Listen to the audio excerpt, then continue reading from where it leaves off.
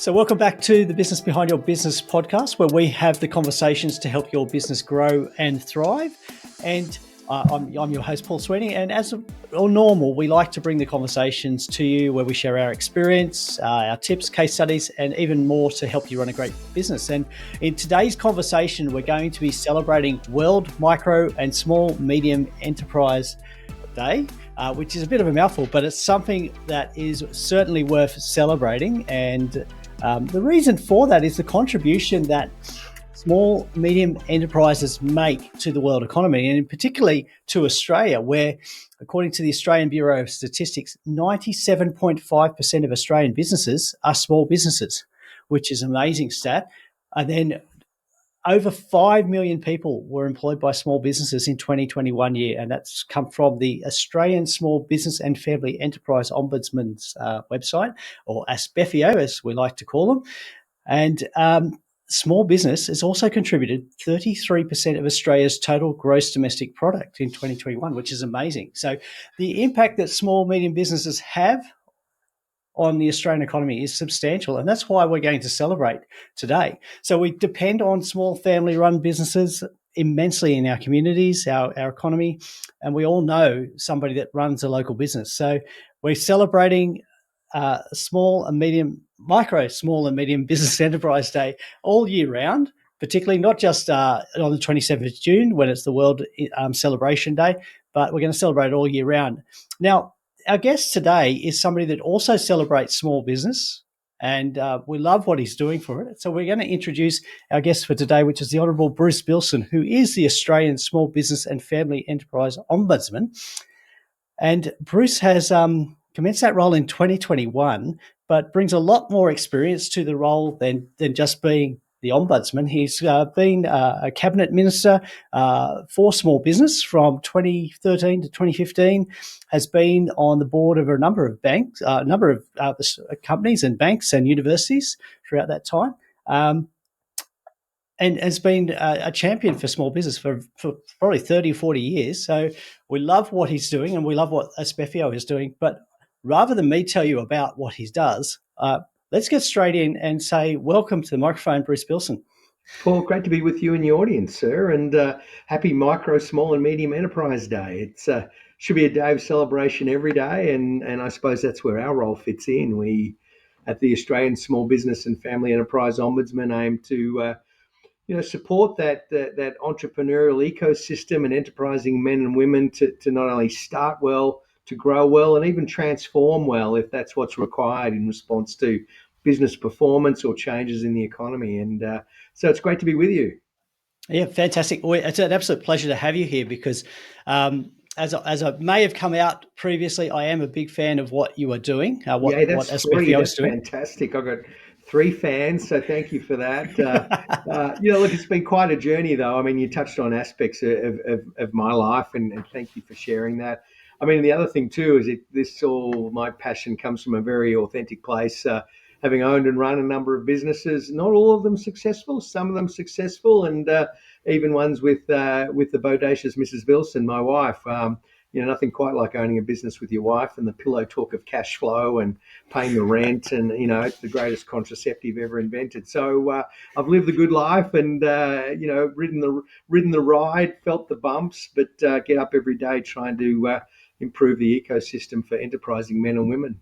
Mm-hmm. Yeah, absolutely. Now, Bruce, before we go much further, can we just actually define what the Ombudsman does? Because when I started in business, the Ombudsman was only ever mentioned when you had a gripe or a complaint and you wanted to do something about your phone bill or your bank or the tax office. But I don't think that's the full story of what you actually do.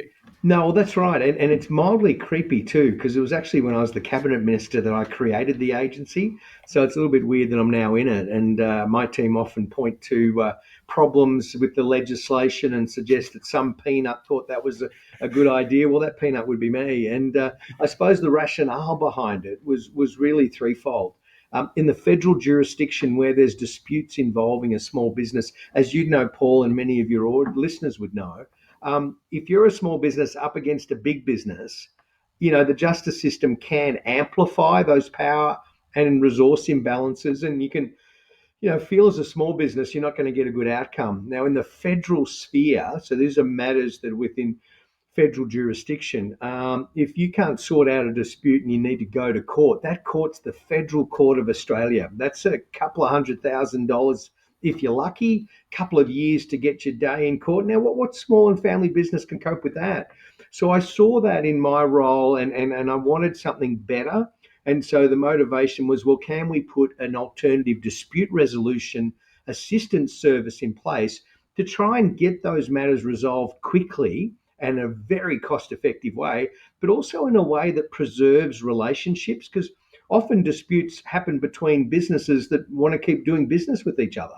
And so we really focus in on that. And there's probably 6,500 odd matters a year that we get drawn into.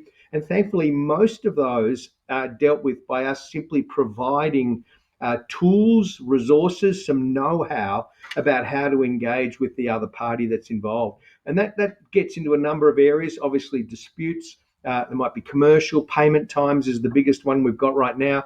Some contractual disputes, but also in the federal space, there's a number of industry codes where there is an inherent power imbalance. So think about the oil industry. You and I and your listeners might be running a service station dealing with a multinational oil company. You can see how that might not always go well. Even if we're milk producers, dairy farmers having to deal with maybe one processor in a region, you can see how that dependency and power imbalance might play out badly. Similarly, in the food and grocery area, supplying the big supermarkets, and also in franchising, where we, often see the franchise system being far better resourced than the franchisee who's partnering within that system, but might not feel they've got a good chance to be heard. And when issues emerge, not a good chance to resolve them. We get involved in that space, as well as if a small business is having a blue with the tax office. We offer a tax concierge service where, for a co-contribution, Paul, we can actually provide and facilitate access to an experienced tax lawyer who, frankly, reality checks whether you've got a legitimate grief or not. And if you have, and you're thinking about challenging a tax office determination in the Administrative Appeals Tribunal, we'll help to navigate and land business as well, so they at least get half a chance. Now, that's our assistance function.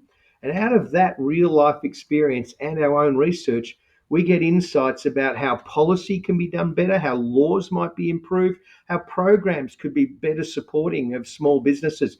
So we have what's called a policy and advocacy space, where we lean in on those processes within government, with ministers, with government departments, with regulators, to sort of put the small business lens right in their face, and make the simple point that a small business is not a shrink-wrapped version of a major corporate. Please don't think about them in that way. Here's the way of better engaging, right-sizing regulation, a proportionate imposition on business. So that's another part of our work. And the third stream is we tell the story. We tell the story of 2.5 million small and family business owners and leaders, how diverse that is, how 1.6 million are self-employed, how, as you outlined earlier, the percentage, 5 million jobs, 42% of all jobs are enabled by small business, that there's a $500 billion economic contribution that small and family businesses make. And then we try and provide tools, better help, resources, better practice guidance, and actually try and encourage other people to think, maybe a business, maybe an entrepreneurial life is for me. So that's the sort of broad three legs of our stool, if I could put it that way. That's great. I love that. Because we're going beyond. Yes, we're providing help with that imbalance, which is definitely there, and certainly the volume of legislation that a small business owner has to deal with these days, and it seems to be increasing still. It's very hard for the small business owner to keep on top of that, let alone run their business. You can't climb over it half the time, Paul. There's so much stuff there. And where the economy's been and the challenges that small businesses faced. And I know from my own direct experience, who doesn't love doing a bash at 10 o'clock at night? But what can we do to make sure that those tax obligations are properly honoured and respected without needlessly imposing complexity and additional burden? And so we bring that lens. Right now, we're talking with the Attorney General's Department about privacy and information protection and the threat that cyber attacks can have on small business and on their customers. How do you manage that information? How do you make sure that you're in the best possible situation not to be vulnerable? We're having those discussions. We're talking with another portfolio about, disputes with digital service platforms, where we're very engaged in, ESG gets talked about, and some people go, well, what's that all about? What do I need to know, and why is my bank asking me about it? And so we'll get involved in sort of bringing that small business perspective, bringing to life real case examples. So we are day to day involved with real life small business owners, and hopefully through those insights we can provide better guidance to government and regulators and policymakers, so that the ecosystem within which your audience, in which enterprising men and women function and seek to thrive and prosper, is as supportive as it can be. So I love that you're actually there advocating for small business, because a lot of times business owners feel that they don't have a voice, and that also that nobody's listening. Well, you are listening, and your whole team is listening. I love there's a section on your website, and it's not just us, contact us. I think the wording of it says, I'm going to pick this up. One thing ASBFEO can do for me. And I love that, because it's a very proactive way of saying, tell us how we can help you or how you need help. Spot on. I mean, and the thing too is we're mindful of not falling into the same track that perhaps government does at times, where they'll say, oh, let's consult on this thing. We'll decide what it is, what it's about, how much flex we'll provide, whether we're really consulting to co-design something or whether we're really telling people what we plan to do. And unless they've got a cracking good reason why it's a bad idea, this is what's going to happen. They're all different ways of consulting. But one of the ones we want to bring to the table is we're always on, we're always open for input. And that question says, well, we know what government's engaging small business about, but what do you think they should be talking about? Where is that opportunity for an improvement? What's the positive action step that you think we could take and advocate for that will make your life easier and make running, the big responsibility of running a business something more within your reach? We do that through a number of channels. That part of the website is us always being interested in what's on people's minds and happy to engage.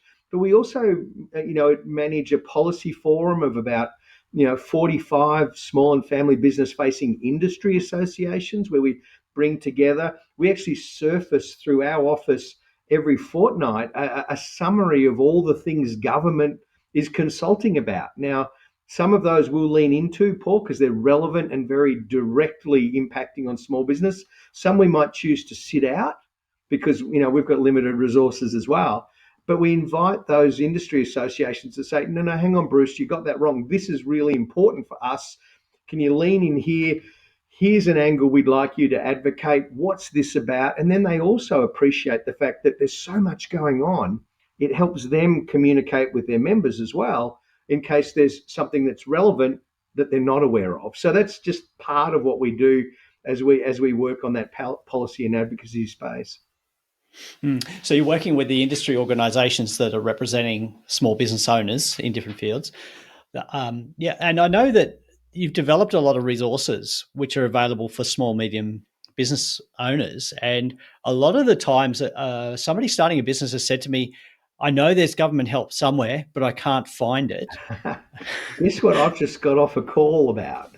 That very point that there are resources coming out of the trees, and there's so many channels of input, of insight, of experience, of wisdom. And let's include this podcast as part of that.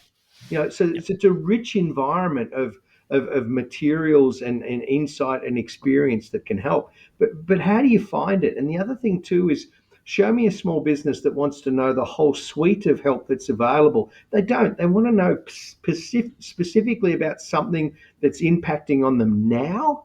And they don't want a whole broad bunch of concepts and principles. They want to be able to answer the question, what is it I need to do? So that's the way we come at it. What actionable information can we provide? And you pointed to some of the resources that we make available. Some of them are actually adaptations of stuff others have produced. I'll give you an example. The Australian Cyber Security Centre does some fantastic work, but their guide to small business kind of looks like a parliamentary inquiry. I mean, where's the cut to the car chase version? So we'll take Yes. that and strip out of it, literally a checklist that says, there are some bad dudes operating in this space and some of them are really sophisticated, but don't feel like you can't do something. Just like you wouldn't leave your shop front open with the lights on and the door flapping in the middle of the night. You wouldn't do that, even though you might not know what organized crime syndicates are up to. There's certain steps you can take. And we bring that very practical lens to, in some cases, translating and distilling, you know, more sophisticated material into some really, really practical action steps that business can take. And you've pointed to some of those resources. But yeah, the call we just came off was, there's bits of material everywhere. It's like a snow of information. Who's going to help pathfind my way to the stuff that I need right now and help that I can apply immediately? Yeah. And look, I know you've been developing some guides for small business, and I know you work with not just the industry associations, but you've worked with advisors who are advising your small and medium business owners. And I was privileged to actually be part of one of those processes with the Finance Fit Fund Me publication, which the end product of that is just a fantastic summary. Very clear, concise, but you've worked with a number of industry organisations and advisors and small business owners as well to help produce that documentation, which is there for everybody. Look, and that's our approach. If we can get the best efforts of an industry association to communicate in a readily consumable way, information that will help equip small and family businesses to make better decisions, to avoid challenges or problems that others have experienced. We'll do that. We've done that in areas like financial well-being that you've touched on, and in cybersecurity is another example. We've had some discussions with the insurance industry around, steps a business can take if they're struggling to get affordable and accessible insurance. And we've done it in, we've done it in mental health. I mean, we all know that emotional well-being stressors are substantial with all the challenges that are there.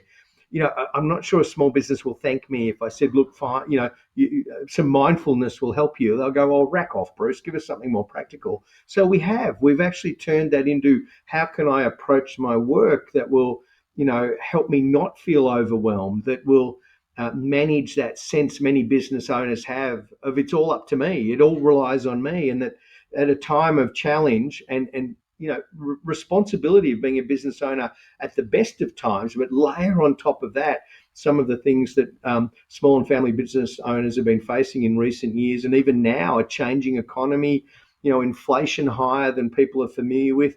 What does that mean for my pricing? How do I work that in? And interest rates are there, margins are getting squeezed. I'm getting people that aren't paying me in a timely way. What's the practical things I can do to address those real life problems? That's the lane that we try and focus and stay within.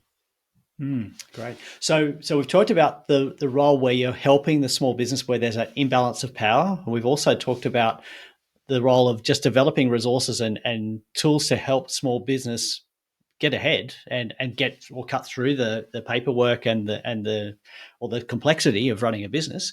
The third thing that I think you do really well is that you're a huge champion for small and medium business owners. And so I want to talk about Micro and Small Medium Sized Enterprise Day, which is also a bit of a mouthful, but yeah, it's important to celebrate what small business does. It's vital. I mean, for three reasons. One, small business is a big deal in the Australian economy and in the livelihoods that millions of Australians benefit from. That they're made possible because of the the work and commitment and risk taking and drive of enterprising men and women, and that deserves to be honoured and celebrated. So that's what that International Day is about. But it's also a chance to tell a deeper story. And we do that by saying, look, here's what you know and are aware of in your own ecosystem, your own life, your own community circles. But here's a bit more of a story. Did you know small businesses are more likely to be sponsoring trainees and apprentices than big business? Do you know they're more likely to be volunteers and community leaders in their own lives? Do you know the role they play in giving young people their first employment opportunity? Do you understand the vitality that they bring to your neighbourhood and your community? I mean, these are all parts of it. But it's also important for us to keep reminding government and policymakers and, frankly, opinion leaders of these things. And we do that so that there's no way of not knowing the importance and the nature of small business. A couple of examples. We're tracking, frankly, an aging trend in small business owners, and we're challenging policymakers to say, well, what are you doing that makes entrepreneurship an attractive livelihoods pathway for younger people? Right now, only 8% of our population of the small business community are under 30. Now, in the 70s, it was 17%. So there's something going on there. Do policymakers realise that the average small business owner is earning less than male total average weekly earnings? Do they know that some of that financial challenge that you hear in households about wages not keeping up and prices going up and interest rates on mortgages? Imagine that for a small business where many are in the build mode of their business, so they might not even be profitable. They've got those cost and inflationary pressures in their business, which is challenging the business, but they're hopefully deriving enough of a livelihood out of there to meet life's challenges as well. So we sort of surface those things to make sure people don't, I suppose, miss the importance, but also don't falsely comfort themselves that they've got a picture of a small business owner's journey that doesn't line up with reality. And in this world, in small business, because of the variety, which I love, you end up with a lot of anecdotes, what we call anecdata, recurring anecdotes that masquerade as evidence. We go in under and look at the hard information and say, this is the story. Here's how government programs, policy, regulators can better respond. And that's also part of MSME Day. Tell the story, highlight that, for many mature age people, they're more likely to be owning their business than an employee of someone else. Point to the vital role small and family business plays for women that are juggling a number of life objectives, livelihoods, family, whatever the case may be. And also the story of many people who've got a side hustle that they hope one day will evolve into a business and end up employing people. What does that journey look like, and how can we be most supportive of it? Wow. It's amazing, isn't it? Just what a small business owner goes through and also what they can achieve. But I think there's that aspect there of community that you've talked about, the involvement in a community and the contribution to community. And I think we sometimes overlook that, Yeah, look, you're right. the contribution. Look, Paul, we did some work around disaster preparedness and resilience. And, I'll give you something that people find really sexy to talk about: business continuity planning. Doesn't everybody get jazzed about that? But we know how important it is. And I'm sure your listeners know that too, that to have that reserve of cash, that emotional reserve to be able to navigate when things aren't going the way you'd hoped. And, all those sorts of things are quite important. And to point to that and to say, well, in a disaster preparedness sense, that matters. Another thing that matters is what we call that socio commercial capital, that interconnection between business owners where they're drawing wisdom out of their peers, where they're seeking to solve a problem someone else already has, that, a new challenge. Well, there might be a pathfinder, maybe a member of this podcast audience, a part of your local chamber of commerce, involved with your industry association, how vital that is. But also the next step, when a disaster does hit, those community leaders that help the community navigate their way out are so often local small business owners, because they're invested not just financially but emotionally in their local community. So they're prominent in local emergency service organisations. They may be local council representatives. They're part of the Chamber of Commerce. They're people that can be counted on. And not only are they dealing with their own challenges from the impacts of, say, a natural disaster, they're there on the front line helping others. And that deserves to be honoured and celebrated as well. That's another part of why Micro, Small and Medium Enterprise Day is so important. Great. Fantastic. Bruce, it's been an absolute pleasure speaking with you, and I really appreciate the time that you've given up to speak to me, or well, to speak to our audience here. And And look, is there one thing that you would say to somebody that's starting a business? One key thing that you would love them to know about? Yeah, look, my thing is know your why. Now, I say that because one thing I've learned over decades working with small business, there is no single motivation. Some people love the flexibility. Some people love the purpose that sits behind the business. Some are looking for flexibility, livelihoods, and income. They're wanting to turn a passion into a business, or they might have ambitions to be starting out now and hoping they're a behemoth corporate that will knock Meta or some huge company off the that might be their ambition. But to know why is to give you an insight into what your drivers are and what your motivations are.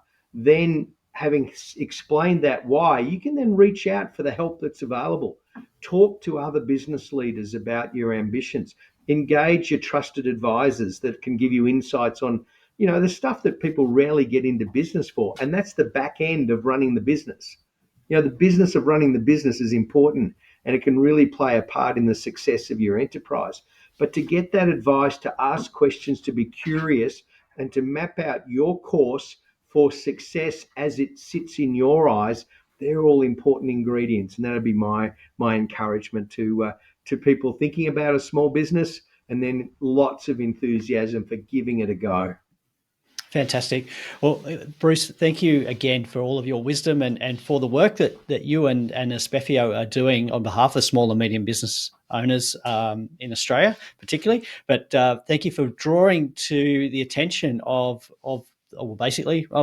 everybody in Australia and the world that micro and small medium businesses matter, and we've got a big reason to celebrate them. So.